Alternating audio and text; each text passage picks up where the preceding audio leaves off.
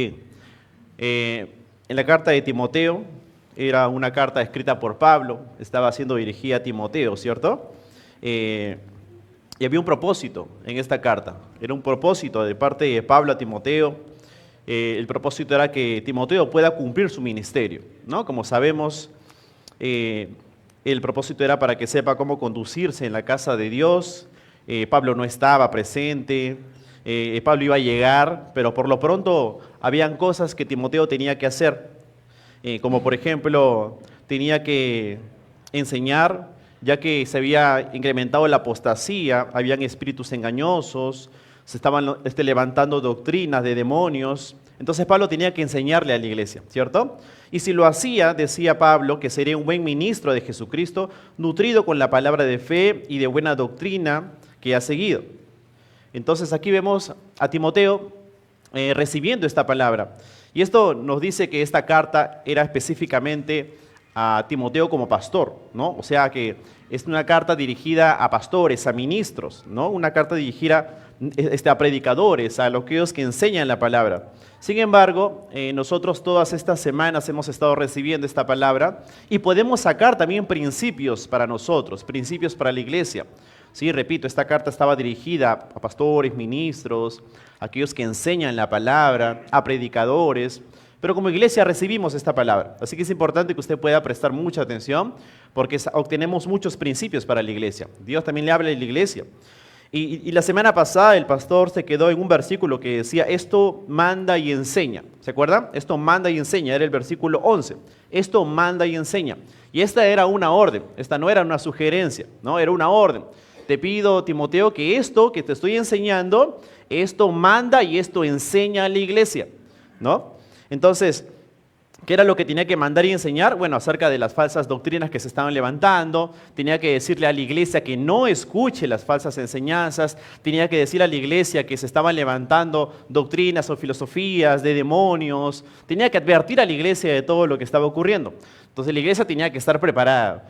Timoteo tenía que mandarle, era una exhortación a que la iglesia no escuche a esos falsos predicadores, ¿no? Y todo lo contrario, Timoteo tenía que enseñarle la buena palabra a la iglesia. Ese era su trabajo de Timoteo, ¿cierto?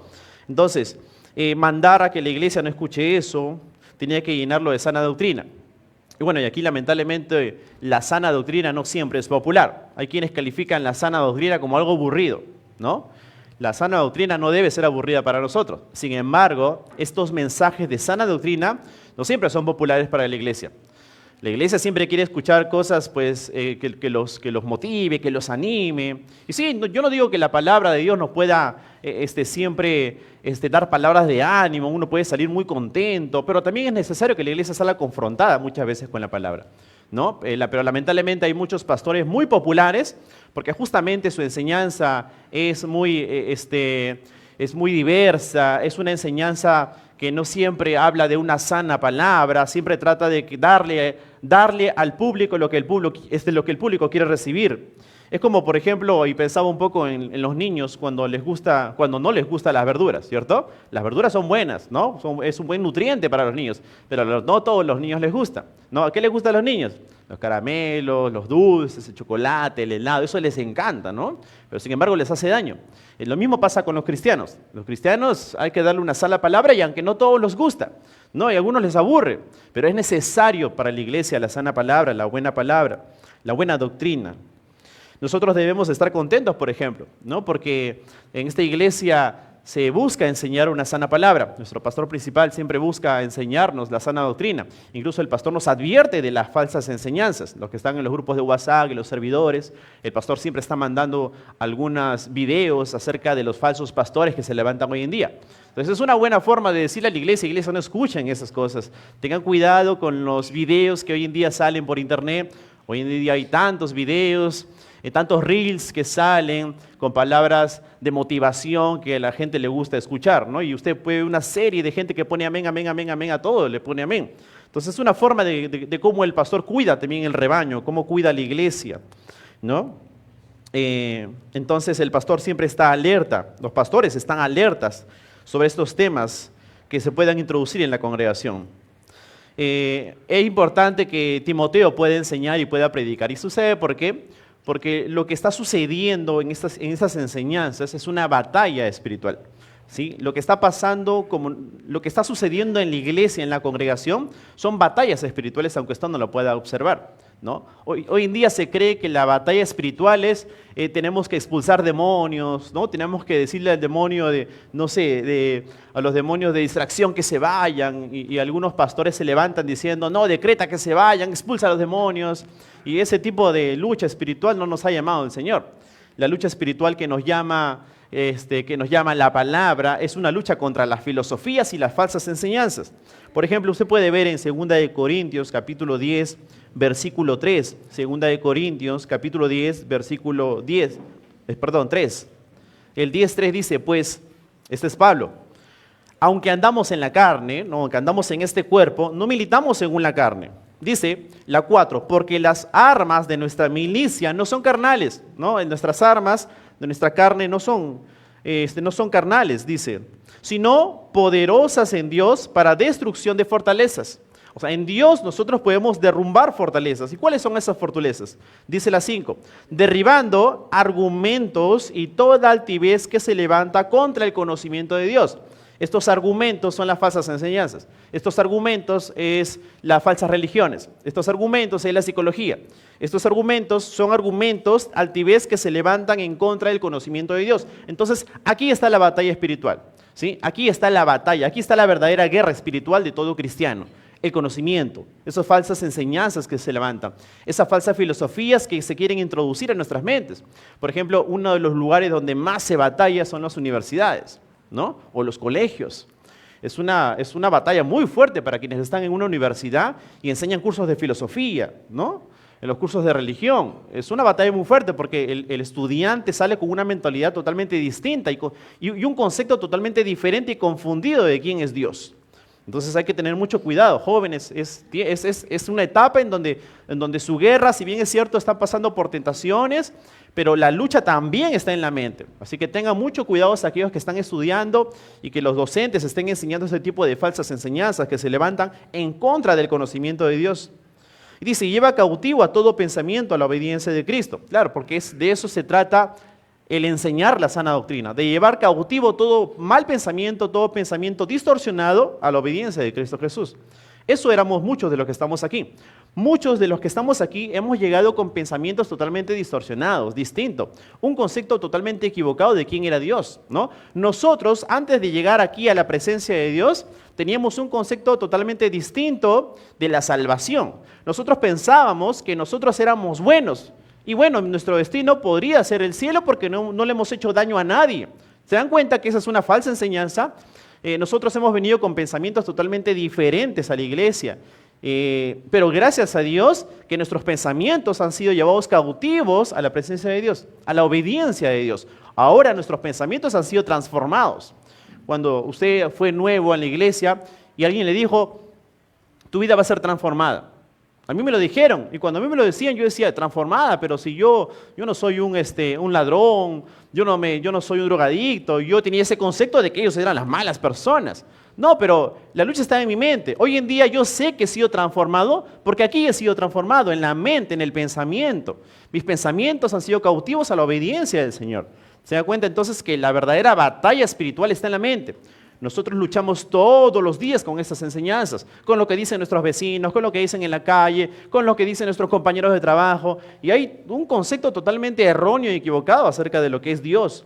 Entonces ahí está la batalla espiritual, ahí está la batalla. Por eso Pablo tenía que enseñar y tenía que mandar a la iglesia. ¿Sí? Si venimos aquí a recibir la palabra es para que usted esté preparado, para que el predicador le pueda enseñar las escrituras, pueda explicar las escrituras y usted pueda comprender lo que realmente está diciendo el Señor respecto a estas falsas enseñanzas. Entonces, entramos al versículo 12 donde aquí Pablo le escribe a Timoteo y dice, ninguno tenga en poco tu juventud, sino sé ejemplo de los creyentes en palabra, en conducta, en amor, espíritu, fe y pureza. Entre tanto que voy, ocúpate de la lectura, la exhortación y la enseñanza. No descuides el don que hay en ti, que te fue dado mediante profecía con la imposición de las manos del presbiterio. Ocúpate en estas cosas, permanece en ellas, para que tu aprovechamiento sea manifiesto a todos. Y 16, ten cuidado de ti mismo y de la doctrina. Persiste en ello, pues haciendo esto te salvarás a ti mismo y a los que te escuchan, a los que te oyen. Esta carta de Timoteo fue escrita aproximadamente entre el año 62 al 65 después de Cristo. Y se decía que en este entonces Timoteo tenía una edad aproximada de 30 y 35 años, ¿no? En el mundo grecorromano, la palabra para joven era neos, y esto se podía aplicar. Y neos era una palabra que se aplicaba a los jóvenes de hasta 40 años. O sea, alguien en la época grecorromana, un joven podía ser hasta los 40 años. Hoy es distinto, ¿no? O no, todavía, ¿no? Todavía somos jóvenes, todavía somos neos. Entonces, según los teólogos dicen que Timoteo pudo haber estado entre un rango de 28 a 35 años, más o menos, ¿sí? Entonces para ese entonces, Timoteo era joven, ¿no? Él estaba dentro de una edad de joven. Además, era joven, a diferencia de los maestros y ancianos que había en ese tiempo. Él era tenía que ser un líder joven, ¿no? Imagínense, incluso tenía que confrontar a los ancianos, a los pastores, a los falsos maestros, que ellos tenían mucha experiencia, mucho conocimiento, mucha edad, imagínense. Entonces, dice la Biblia en el versículo 12, ninguno tenga en poco tu juventud. Ninguno tenga en poco tu juventud. En otra versión dice que nadie te menosprecie por ser joven. Que nadie te menosprecie. Eso significa que a Timoteo lo estaban menospreciando por ser joven. Claro, imagínense. Pablo le estaba diciendo a Timoteo que le enseñe, que confronte a esos falsos maestros. ¿Y ustedes saben quiénes eran esos falsos maestros? Eran gente adulta, era gente de edad, de experiencia.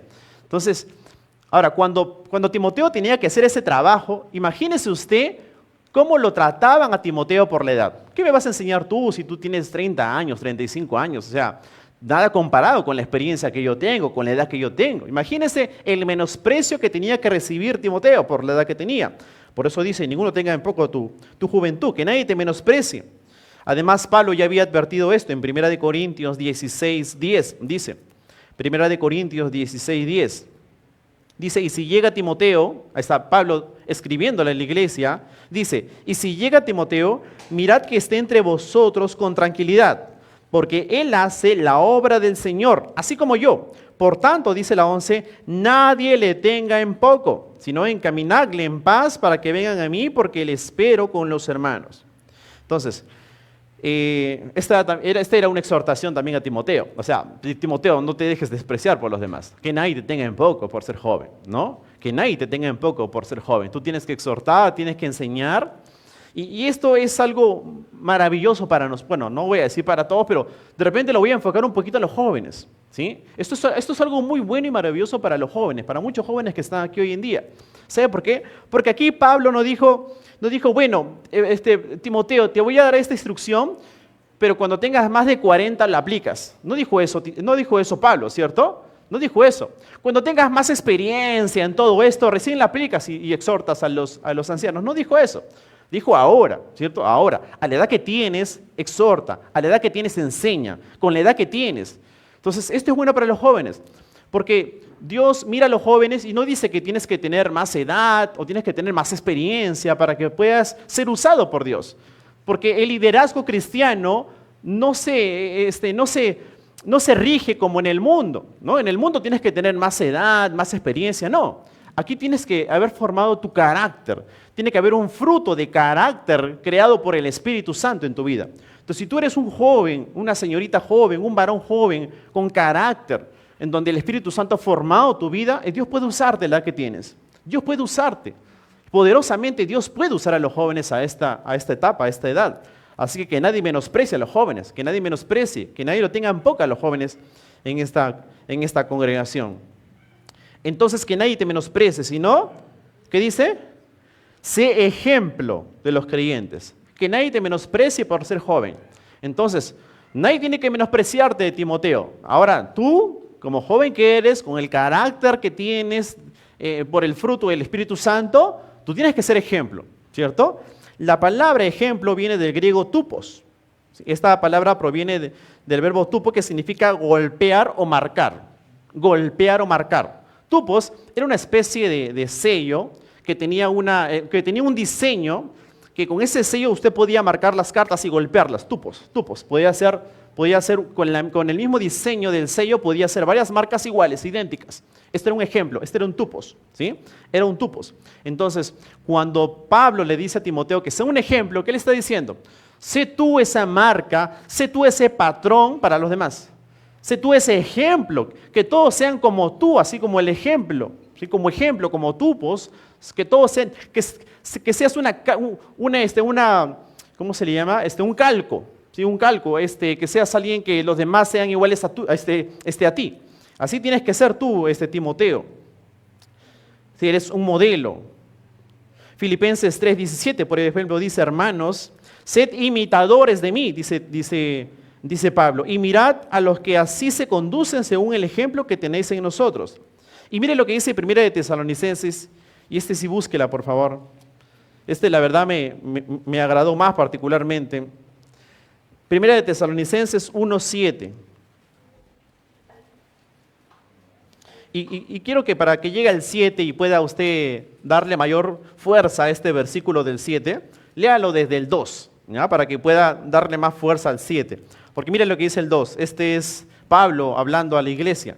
Dice, damos siempre gracias a Dios por todos vosotros, ¿no? Le está hablando en la iglesia, haciendo memoria de vosotros en nuestras oraciones, acordándonos sin cesar delante de Dios y Padre nuestro, de la obra de vuestra fe. Mira, voy a orar por ustedes. Yo me acuerdo día y noche de ustedes y voy a orar por ustedes, pero ¿qué es lo que se acuerda Pablo? Dice, de la obra de vuestra fe, del buen trabajo de vuestro amor. ¿Sí? Pablo está recordando del buen trabajo de amor que tiene la iglesia y de vuestra constancia en la esperanza de nuestro Señor Jesucristo. Pablo se está acordando que ellos estaban perseverando en la fe, ¿no? Que tenían esperanza en el Señor Jesucristo. Dice, porque conocemos, hermanos amados de Dios, vuestra elección. Dice 5, pues nuestro evangelio no llegó a vosotros en palabras solamente, sino también en poder, ¿no? O sea, ellos no solamente escucharon a Pablo, sino que hicieron lo que Pablo les dijo. Dice, y en plena certidumbre, como bien sabéis cuáles fuimos entre vosotros por amor de vosotros. Y la 6 dice, y vosotros viniste a ser imitadores de nosotros, ¿no? O sea, nosotros hemos sido sus ejemplos. Ustedes nos han imitado a nosotros. Yo, Pablo y los que están conmigo, los líderes, ustedes nos han imitado a nosotros. Y del Señor, ¿no? Obviamente el Señor es nuestro mayor modelo, nuestro mayor ejemplo. Recibiendo la palabra en medio de gran tribulación. Miren, y en medio de gran tribulación, a pesar de lo que estaban pasando, ustedes nos han imitado. No se desanimaron porque estaban pasando por tribulaciones, por cargas, por problemas, y uno se desanima, ya no quiere imitar a nadie. No, a pesar de lo que estaban pasando, ustedes nos han imitado a nosotros. Y miren lo que dice la 7. De tal manera, miren, que habéis sido ustedes ahora ejemplo de todos los de Macedonia y de Acaya que han creído. De los nuevos, ahora ustedes han sido ejemplo de los nuevos. ¿Se da cuenta lo importante que es el ejemplo? ¿Se da cuenta lo importante que es primero buscar ejemplos? ¿Sí? En la iglesia tenemos ejemplos, acá hay pastores, tenemos líderes que pueden ser nuestros ejemplos. Pero la idea es que ahora usted sea ejemplo de los nuevos. Vendrá gente nueva a la congregación, a Jesús Rey y Señor, ¿y a quiénes van a mirar? A ustedes, a nosotros, nos van a mirar a nosotros. Ahora nosotros tenemos que ser ejemplos, ¿sí? Para los que vienen. La gente que va a venir, va a escuchar la palabra, va a creer en el Señor, pero necesita un ejemplo de cómo se vive la vida cristiana. ¿Y a quiénes van a mirar? A nosotros nos van a mirar. ¿Se ve lo importante? ¿Se da cuenta lo importante que es ser ejemplo? Ahora, podemos decir también que el ejemplo no es una máscara, y tenga mucho cuidado con eso. El ejemplo no es una máscara que usted se pone acá cuando me ven y se pone a hacer algo para que lo vean ustedes como ejemplo. No es una máscara que usted se pone solamente para que lo hagan. Un ejemplo, un cristiano que es ejemplo es alguien que el fruto del Espíritu Santo se evidencia en una vida natural. En una vida natural. Usted se conduce en la vida cristiana como realmente Cristo le ha pedido que sea. Y eso es ya un ejemplo para los nuevos. Por ejemplo, yo nunca me voy a olvidar el día que me casé, y esto marcó mucho mi vida. Me movió mucho un comentario que mi hermano hizo. El día que yo me caso, mi hermano tomó la palabra, ¿no? Ustedes saben, el papá, la mamá da la palabra, los familiares, y mi hermano tomó la palabra.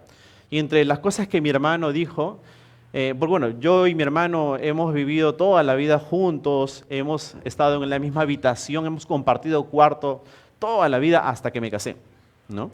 Entonces era como una despedida también porque yo salía de mi casa, salía de mi cuarto y era un momento triste también. Y algo que a mí me marcó mucho, que mi hermano dijo, bueno, estoy feliz, ¿no? Por tu matrimonio, que te casas, que te vas. Y te voy a decir algo que nunca te lo he dicho. Me dijo, todo este tiempo que hemos convivido juntos en el cuarto, sin que tú me digas mucho, ha sido mi ejemplo, ha sido un ejemplo para mí. Sin que yo le esté dando indicaciones, con mi vida yo he sido un ejemplo para él. Wow, y eso a mí me marcó mucho, ¿no? Me marcó mucho, mucho que mi hermano me haya dicho que yo he sido un ejemplo en mi vida, en casa, he sido un ejemplo para él. Y eso, y eso debe ocurrir en la congregación. Es que el ejemplo se va formando de forma natural en la iglesia. Sí, se va formando de forma natural en la iglesia. Timoteo tenía la obligación de enseñar la palabra de Dios, pero también tiene que ser un ejemplo, ¿sí? Porque estos dos elementos van de la mano. Usted tiene que hablar la palabra, pero también tiene que vivir la palabra, porque acá está el ejemplo, ¿sí? Usted puede enseñarle a la iglesia que se comporten como cristianos, pero si usted no hace ejemplo de cómo es un cristiano, entonces la iglesia, ¿cómo se va a dar cuenta de cómo debe vivir una vida cristiana? La palabra de Dios puede transformar el corazón, pero el ejemplo transforma la conducta y el comportamiento del cristiano, ¿sí? Entonces tiene que ser un ejemplo a los cristianos, a los creyentes, a los fieles y a todo cristiano. Nosotros somos ejemplos, decía Timoteo, tú eres joven y tienes que ser ejemplo a los creyentes. Y los creyentes abarca a toda la congregación, tanto los nuevos, los jóvenes e incluso a los adultos. Somos ejemplo también de los adultos, ¿sí? No solamente de los nuevos. No, somos ejemplo de todos al final. Abarca a toda la congregación.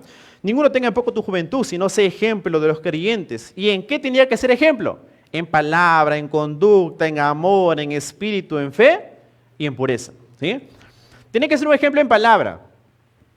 Aquí palabra abarca lo que es la predicación, ¿no? La palabra es la predicación formal, pero también puede abarcar todo tipo de conversación verbal que usted puede tener con alguien. Sus conversaciones, las palabras que salen de su boca, tienen que ser ejemplo para otros. Entonces, aquí como iglesia yo me voy a atrever a decir que conversa con sus hermanos. Y ojo, y algo más. Y la entonación de cómo usted se comunica con sus hermanos también es importante. Seamos ejemplo en palabra, en las cosas que decimos y cómo las entonamos. Ojo ahí, ¿sí? Ojo ahí con las entonaciones. Y tenemos que ser ejemplo de eso, ¿no? Y digo esto porque nosotros como creyentes, como peruanos quizás, estamos acostumbrados a hacernos bromas y eso, ¿no? Y eso a veces es un poco gracioso, hacernos bromas, la confianza que hay entre nosotros. Pero igual tengamos cuidado con eso. Porque hay quienes se aprovechan de la broma para mandar una indirecta. Y tengan cuidado con eso, hermanos, porque usted no sabe cómo la otra persona puede recibir esas palabras que salen de su boca. Que aunque puedan parecer bromas, a su hermano le puede estar afectando sin que usted se dé cuenta. No, aquí le tengo confianza. No. Igual tengamos cuidado con las palabras que salen de nuestra boca. Nuestras bocas, las palabras que pueden salir pueden afectar mucho a nuestros hermanos, ¿sí? Las formas de cómo hablamos, cómo mencionamos las palabras, ¿no? Las formas, tenga mucho usted cuidado. Efesios 4:29, por ejemplo, dice: ninguna palabra corrompida salga de vuestra boca, sino que sea buena para la necesaria edificación y fin de dar gracias a los oyentes. Es que así tienen que ser nuestras palabras, el propósito de edificarnos entre nosotros. El otro es, tenemos que ser ejemplos en conducta. Timoteo tiene que ser ejemplo de conducta. Y mire que primero le puso las palabras, porque la conducta es el sello de sus palabras, ¿no? La conducta es el sello de la palabra. Usted puede hablar bonito, pero si su conducta es todo lo contrario a su forma de hablar, entonces ¿de qué estamos hablando? Anula todo lo que usted dice. Tiene que ser una conducta diaria, visible. Es un patrón de vida. El ejemplo de amor. Aquí el amor que menciona es un amor ágape, ¿sí? Un amor ágape. Un amor ágape es alguien que elige al otro sobre sí mismo, ¿sí? Un amor sin condición. Yo decido amar a mi hermano independientemente de cómo sea mi hermano conmigo, ¿sí? Ese es el amor ágape. Y vamos a ser un poco realistas, nosotros como iglesia. Hay hermanos que son fáciles de amar, fáciles, muy fáciles de amar, pero no todos son fáciles de amar, ¿cierto? Hay hermanos complicados de amar. Es que la iglesia es muy diversa y hay de todo, hay hermanos de todo tipo, ¿no? Hay hermanos que son difíciles de amar y aún así, si usted evidencia hermanos difíciles de amar, aún así tiene que amarlo. Es que hermano, este hermano se le dice una cosa, le dice la otra cosa y no entiende, y no quiere hacer caso, es desobediente, peca y peca. Y a veces ya ni lo saludan a ese hermano que usted lo considera un hermano que está pecando. Sin embargo, la Biblia dice, Dios muestra su amor para con nosotros, que aún siendo pecadores, nos amó. ¿Sí? Nos amó aún siendo pecadores. ¿Se da cuenta? Porque este es el amor ágape, que da sin recibir nada a cambio. Sin que lo ame a usted, usted lo ama. Y esta forma de amar es una forma que tiene que evidenciarse. Es una forma que no podemos evitar. Usted no puede evitar amar a su hermano. Usted tiene que amar a su hermano. ¿Sí? Por ejemplo, el amor de parejas. ¿Qué tal? Bonito, ¿no? El amor de parejas, el amor de esposos es bonito. ¿Por qué? Porque hay sentimientos del lado, ¿no? El amor de parejas hay sentimientos. Y es normal. Pero el amor que nos llama acá es un amor cristiano. ¿Y sabes cuál es la diferencia? Que no están involucrados los sentimientos necesariamente. O sea, a veces sí, pero no necesariamente. El amor cristiano, el amor ágape, es un amor de la voluntad que tiene que salir de usted para amar. Es la voluntad que de usted tiene que salir para poder amar a su hermano. Es muy distinto, ¿no? Es que no siento amar a ese hermano, No, no tiene que sentirlo. El amor cristiano no siente para poder amar. El amor cristiano ama, decide. Es una voluntad. Yo amo a mi hermano. Y es muy distinto. Por eso que hoy en día los adolescentes que se juran amor eterno a sus parejas, a la persona que le gusta, ¿no? Y es que yo lo digo esto porque yo trabajo en el colegio y los chicos, uy, profesor, ese chico, esa chica. No, yo lo amo, yo la amo. No saben el concepto de qué es amor. No saben qué es amor realmente. Pero gracias a Dios aquí hay adolescentes y jóvenes que están aprendiendo, ¿cierto? El concepto de amar realmente. Entonces ya hay un entendimiento mejor de la palabra amar, el amor cristiano, el amor ágape. Tiene que ser ejemplo de espíritu. Curiosamente no encontré el significado de espíritu porque dicen que en los manuscritos no estaba la palabra espíritu. En los originales no estaba la palabra espíritu en este versículo. Dicen que otros escribas luego introducieron la palabra espíritu. Pero espíritu puede significar ser ejemplo en firmeza de espíritu o fervor. Resalta la importancia de un espíritu ferviente y apasionado por servir a Dios. El entusiasmo y la dedicación de Timoteo debe inspirar a otros. Por ejemplo, Romanos 12:11 dice, en lo que requiere diligencia, no perezosos, fervientes en espíritu sirviendo al Señor. No es espíritu de deseo, de fervor, de servir, ¿no? De estar sirviéndole a Dios dentro de la congregación. Es ejemplo de espíritu. Ejemplo en fe. Por el contexto que estamos leyendo, esta fe tiene que ser una fidelidad práctica, una fe puesto en obras, ¿no? Una fe práctica, una fe que no solamente dice creo en Dios, no es que tenga, aquí no está diciendo, sea un ejemplo de decir creo en Dios, sí amo a Dios, no, esa es una fe práctica, que en medio de las circunstancias usted decide seguir al Señor. Por ejemplo, usted ya está desanimado, ya no quiere ir a la iglesia. Entonces, no está poniendo en práctica su fe, ¿cierto? Porque yo estoy desanimado, yo tengo problemas, yo tengo pruebas, tengo tentaciones, tengo una semana muy difícil, pero decido venir a la iglesia, pero decido alabar a Dios, pero yo decido, y esa es fe, yo le creo a Dios, confío que en medio de lo que estoy pasando, Dios tiene el control. Ese es ser un ejemplo de fe. No solamente aquel que dice amo a Dios, sino aquel que realmente persevera en su confianza en el Señor y lo demuestra. Ese es un ejemplo de fe en la que Timoteo tenía que ser. Y a ver, Timoteo tenía que tener esto en claro, porque si nosotros leemos el versículo 1 y 2, hay varios que abandonaron la fe. Otros tienen la conciencia cauterizada.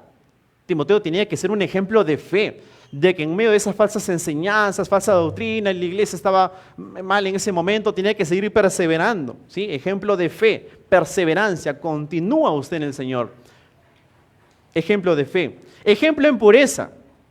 Acá pureza es puro, sin mancha.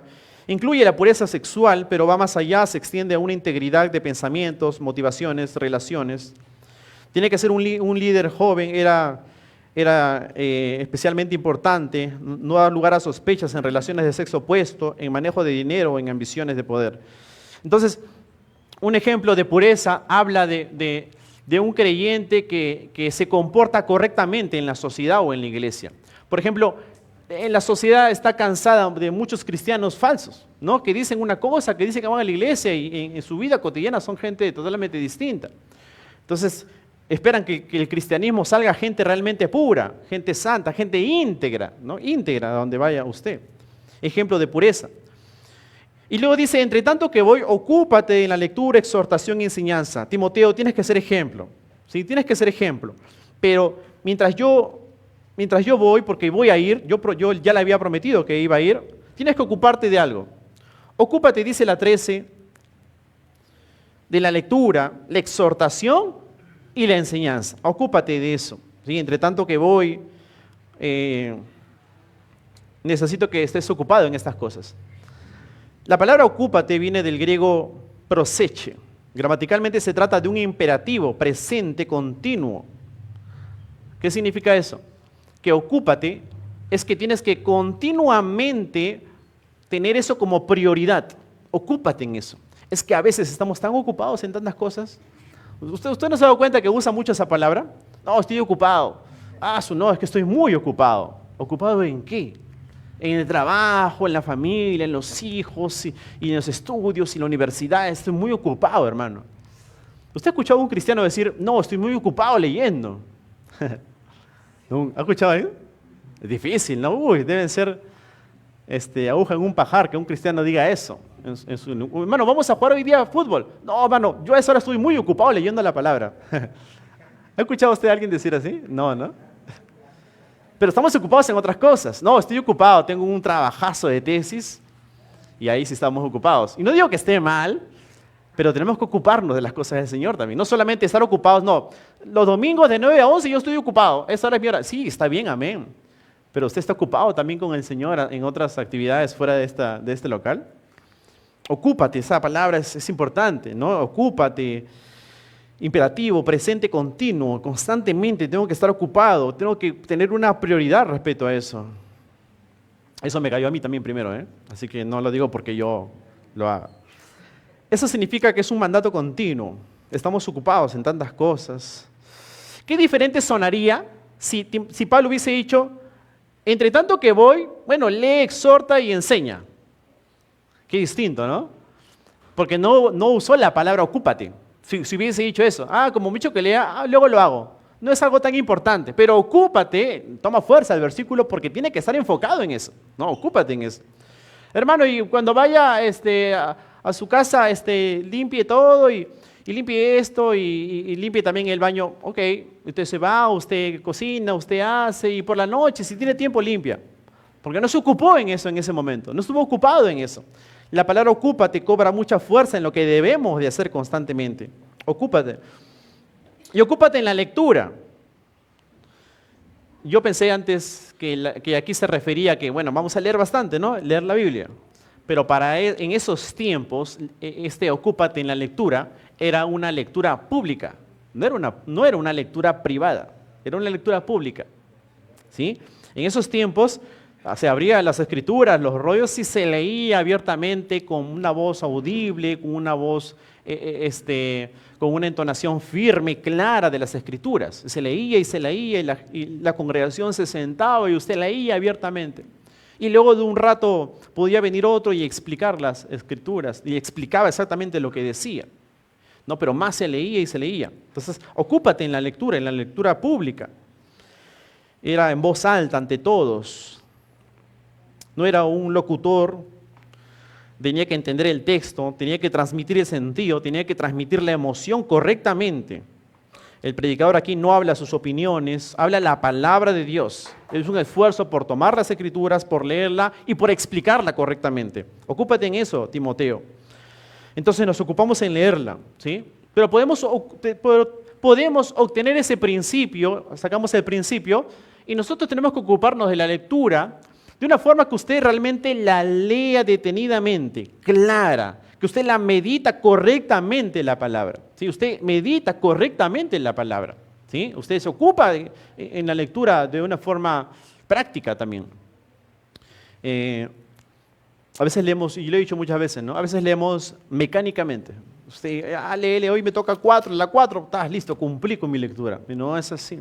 Tome ese tiempo de leer pacientemente y despacio y pensando en lo que está leyendo realmente, ¿no? Es la forma correcta de cómo leemos las Escrituras. Incluso si usted sabe que ha leído correctamente, cuando logra explicarlo luego, y usted lo explica correctamente, usted entendió lo que dice ahí, ¿no? Usted le explica correctamente, usted entendió lo que dice. Les cuento una pequeña nada más experiencia. Mis primeros años de vida cristiana, yo me ponía a leer y yo luego iba, y me acuerdo que hace muchos años yo le explicaba o buscaba explicarle a mis hermanos, ¿no? Entonces, cuando yo me escuchaba y decía que había explicado correctamente, entonces había comprendido lo que decía la Escritura, ¿sí? Entonces, cuando leamos, siempre pensemos lo que dice. Incluso muchas veces hemos enseñado, incluso hazle preguntas al texto. Pregúntale al texto y el texto mismo te va a responder. De esa forma sabemos que hemos leído correctamente. Ocúpate también en la exhortación. La exhortación es decirle a la gente lo que tiene que hacer después de haber explicado. Mandar a la gente lo que tiene que hacer. Es llevar a la gente a aplicar esas palabras de explicación a sus vidas, ¿no? Hagan esto. Les exhorto a que hagan esto. La exhortación también es animar, es consolar, es aconsejar, pero siempre se aplica a la conciencia. John MacArthur decía, entonces, si usted piensa que estoy tratando de forzarlo, entonces si usted piensa que estoy tratando de acorralarlo, es correcto. Eso es una exhortación, ¿no? Eso es una exhortación. Lo está llevando a que realmente cumpla con lo que se está exponiendo en ese momento. Esa es una exhortación y eso tenía que hacer Timoteo. Claro, si se estaban enseñando falsas enseñanzas, falsas doctrinas, lo que tenía que hacer Timoteo es exhortarlos a que no escuchen eso y que más bien escuchen esto que es bueno. ¿Sí? Los exhorta. Ocúpate de la enseñanza. La enseñanza acá es didascalía. Es el acto formal de transmitir un contenido doctrinal sistemáticamente. La Biblia es un libro no fácil de leer muchas veces, ¿no? En la Biblia encontramos contenido muy difícil y por eso se tiene que enseñar. Por eso hay cursos bíblicos, ¿no? Se tiene que enseñar la palabra correctamente, sistemáticamente, de forma ordenada para que se pueda comprender la palabra. Entonces Timoteo tenía que enseñar. ¿Usted cree que la iglesia puede crecer espiritualmente? ¿Sí? ¿Amén? ¿Puede crecer? ¿Realmente puede crecer? Entonces, ore para que el ministerio de la enseñanza sea fuerte. ¿Sí? Entonces, si su deseo es que la iglesia crezca espiritualmente, esté fuerte espiritualmente, esté preparada para dar batalla afuera, entonces usted ore para que el ministerio de la enseñanza sea sólida, ¿sí? Sea sólida. Ahora dentro de poco se van a abrir cursos bíblicos. Usted ore para que los maestros sean maestros entregados realmente a la lectura, ¿no? A poder enseñar correctamente la palabra. Entonces oremos para que este ministerio sea fuerte, el ministerio de la enseñanza.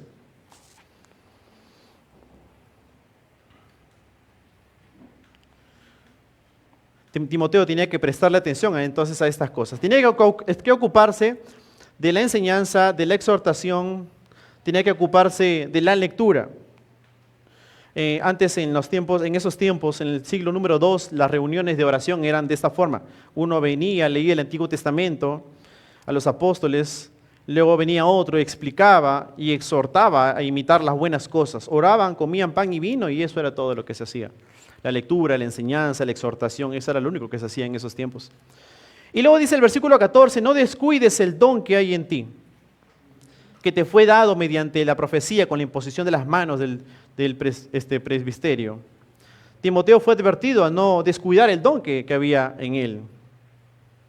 Eso significa que a veces podemos descuidar nuestro don, que Dios nos da el don y a veces lo descuidamos, ¿no?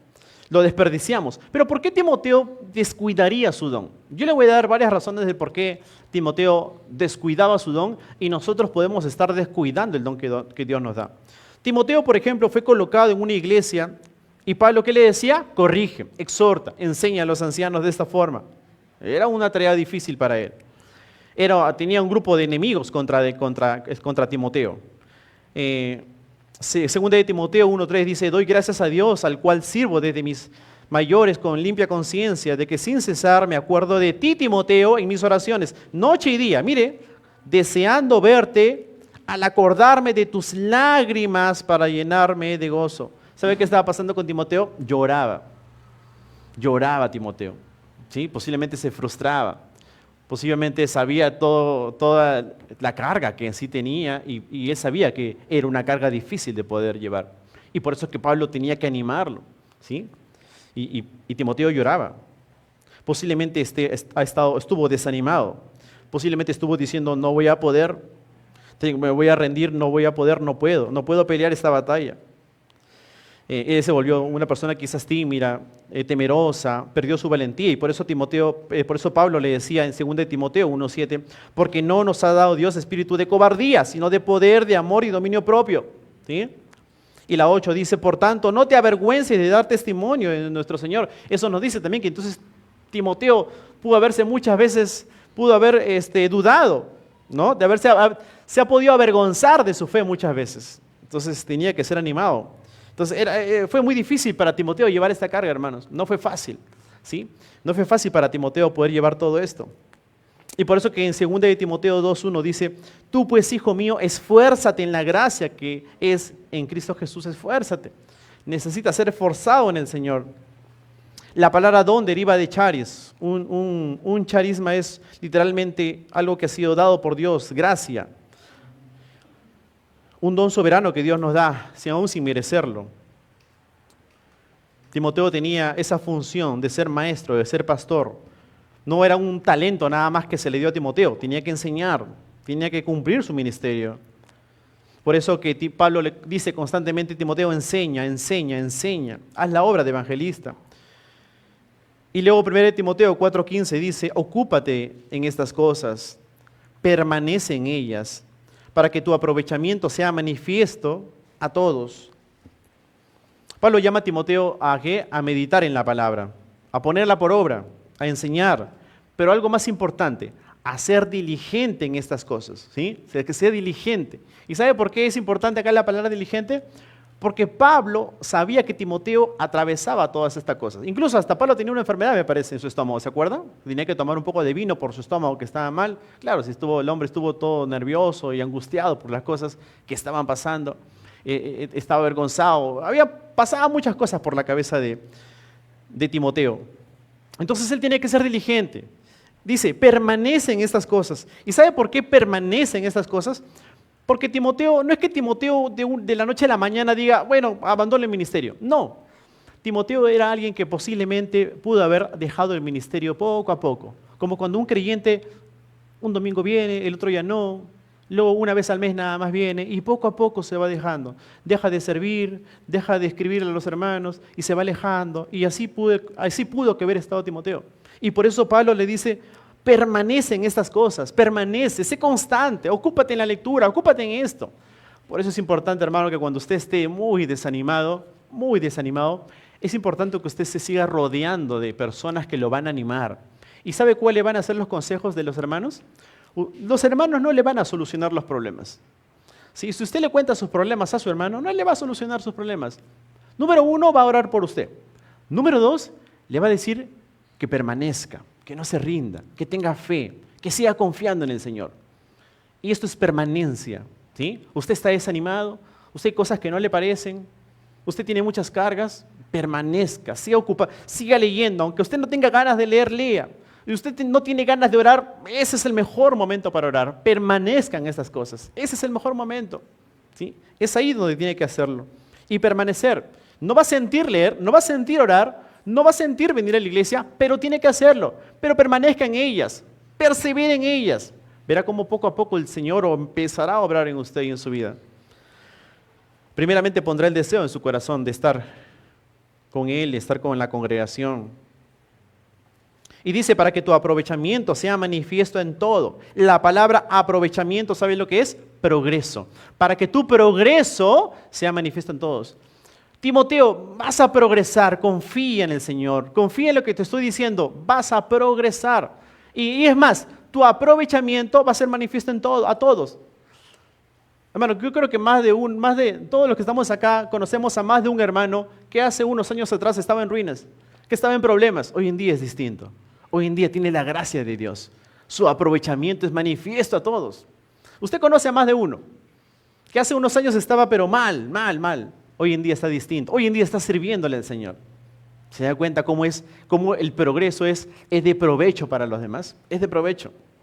Yo evaluaba también mi vida y yo decía, esta misma palabra que estoy predicando ahora, la prediqué en el 2020, jóvenes. Y yo lo abrí y cuando vi mi prédica del 2020, wow, dije yo, qué distinto. ¿Cuánto más faltó aplicar aquí y aquí y aquí? Y es distinto, porque nuestro progreso, nuestro aprovechamiento es manifiesto a todos. 1 Timoteo 4:16 termina diciendo, ten cuidado de ti mismo, pero ojo, ten cuidado de ti y de la doctrina, persiste en ello, pues haciendo esto te salvarás a ti mismo y a los que te oyen. Ten cuidado, presta atención a ti mismo, a tu vida, ¿sí? A tu vida, ten cuidado de ti, observa tu vida, observa lo que haces. Por eso decía, sé ejemplo, pero observa tus actitudes, observa tus palabras, escucha lo que está diciendo. Ten cuidado de ti mismo, dice Pablo. O sea, está siendo ejemplo, te está llenando de buena palabra, ¿sí? Entonces ten mucho cuidado, ten cuidado de la doctrina. Y tiene que cuidarse de la doctrina, porque si no cuidaba su doctrina, podía desviar a la iglesia. Y por eso tenemos que tener mucho cuidado con lo que enseñamos. Hermanos, por eso es muy importante que cuando usted quiere abrir su grupito para enseñar a otros hermanos, tiene que tener mucho cuidado y tiene que estar... una vez lo dije, tiene que estar coberturado por la iglesia, porque usted tiene que tener mucho cuidado con lo que dice muchas veces en una reunión de 3 o 4, cuando usted quiere enseñar la palabra. Lo dije hace unas semanas, amén si usted quiere enseñar la palabra, pero siempre con la cobertura de la iglesia, del Señor, ¿no? Para que enseñe correctamente la palabra de Dios. Tenga cuidado de usted mismo, de la doctrina. Persiste en ello. ¿Por qué debe persistir en su santidad y su enseñanza? Dice el versículo, la última parte. Porque si tú persistes en cuidarte de ti y de tu doctrina, pues haciendo esto, dice, te salvarás a ti mismo y a los que te oyen. Si tú persistes en cuidarte, en cuidar tu santidad, en cuidar tu identidad, si tú persistes en tu doctrina, en lo que enseñas, lo que lees, lo que estás aprendiendo, si tú persistes en ello, te salvarás a ti mismo, Timoteo, y a los que te escuchan. Ahora, hay que tener mucho cuidado con este versículo. Termino explicando este versículo. Algunos piensan que, entonces era un mérito la salvación. Es un mérito la salvación para los pastores o predicadores. Porque si se cuidan y cuidan la doctrina, se van a salvar. No es un mérito. Nosotros sabemos que la salvación no es por méritos, no, es solo la gracia de Dios. Aquí el significado de este versículo es, como tú te has salvado, Timoteo, como tú eres salvo, el fruto de esa salvación es que tú persistas en esto. ¿Sí? Es que tú vas a persistir como fruto, no como mérito, como fruto. Tú vas a estar ocupado en estas cosas. Tú vas a dar sana doctrina a la gente, tú vas a cuidar tu doctrina, tú te vas a cuidar a ti y es un fruto. Es como, por ejemplo, en Filipenses 2:12 dice, ocupaos de vuestra salvación con temor y temblor. Y muchos que piensan que la salvación se pierde, dicen que, entonces la salvación se pierde, porque tienes que estar ocupado en tu salvación, si no se va a perder. No. No. Si Dios a mí me regala algo que es la salvación, como consecuencia cuando usted le regalan algo, ¿qué hace? ¿No lo cuida? Sí, usted cuida lo que le han dado, es un regalo preciado, muy precioso, muy hermoso, muy valorado. Entonces usted lo cuida. Eso es lo que dice este versículo. Ocúpate en tu salvación con temor y temblor. Es algo que Dios te ha dado por pura gracia.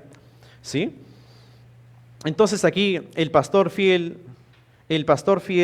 a su vida y es fiel a su vida y a su doctrina, da evidencia de su salvación y la lleva al término. No es un mérito, es un fruto. Entonces, si nos esforzamos en la piedad, en hablar la sana doctrina, esto afecta a las personas que nos escuchan. ¿Y sabe a qué punto afecta a las personas? A que se salvarán a los que nos oyen también. Porque si nosotros damos una buena doctrina, Dios puede usar nuestras vidas para que otras personas se salven. ¿Sí? Puede usar nuestras vidas. Si no, imagínese, ¿por qué Dios lo redimió y lo salvó? ¿Sabe cuál fue el propósito de Dios salvarlo y redimirlo? Usar su vida para que otros también sean salvos. Dios nos salvó para ser agentes de salvación de otras personas. ¿Sí? Para ser agentes. Si no, imagínese, Dios lo hubiese salvado y pues se lo hubiese llevado a su presencia, pero no ha hecho eso. Estamos aquí todavía. ¿Saben con qué propósito? Que nos ocupemos en nuestra lectura, nos ocupemos en nosotros mismos, en cuidar nuestra vida íntegra. A usted nadie lo ve afuera. Ya no lo vemos. Acá nos vemos todos, pero afuera no. Cuídese de su vida, cuídese de lo que mira, cuídese de lo que escucha, cuídese de su doctrina que está leyendo, que está escuchando los videos. Cuide mucho su doctrina, porque Dios puede usarnos como agentes de salvación. Por esa razón, hermanos, seamos ejemplo. Seamos ejemplo en la iglesia, en la congregación. ¿Sí? Seamos ejemplos en amor, en espíritu, seamos ejemplos en conducta, seamos ejemplo en palabra. Ocupémonos, ¿sí? Ocupémonos en estar metidos en la palabra de Dios, en su presencia del Señor. Ocupémonos en las cosas del Señor, ¿sí? Y cuidémonos a nosotros mismos. Cuídese usted mismo de su vida íntegra, su santidad, porque Dios puede usar pastores, amén. Dios puede usar líderes, amén. Hermano, pero Dios puede usar finalmente a toda la iglesia. ¿Y cuál es el propósito de eso? Glorificarse cuando nos usa como agentes de salvación para que otras personas se salven. Ese es su propósito. Así que cuidemos nuestra vida y cuidemos nuestra doctrina. Amén.